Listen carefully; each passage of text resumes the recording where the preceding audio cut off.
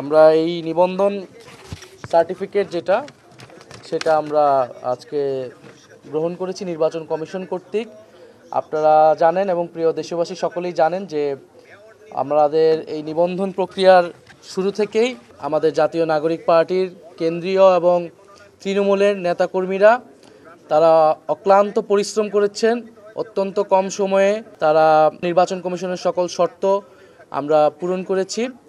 আমি আজকে আমাদের জাতীয় নাগরিক পার্টির সর্বস্তরের নেতাকর্মী যারা কাজ করেছেন এবং এনসিপির শুভাকাঙ্ক্ষী যারা আমাদেরকে নানাভাবে সহযোগিতা করেছেন তাদেরকে আন্তরিকভাবে ধন্যবাদ এবং কৃতজ্ঞতা জানাচ্ছি। নির্বাচন কমিশনকেও আমরা কৃতজ্ঞতা জানাচ্ছি এবং আপনারা যারা আমাদেরকে কভারেজ দিয়েছেন মিডিয়া কর্মী ভাই ও বোনেরা, আপনাদেরকে আমরা ধন্যবাদ জানাচ্ছি। আমরা এই নিবন্ধন সার্টিফিকেট পেয়েছি, একই সাথে আপনারা জানেন যে আমাদের প্রতীক বরাদ্দ হয়েছে। অনেক চড়াই উতরাইয়ের পরে আমরা একটা প্রতীক পেয়েছি এবং এই প্রতীকটি হচ্ছে শাপলা কলি প্রতীক।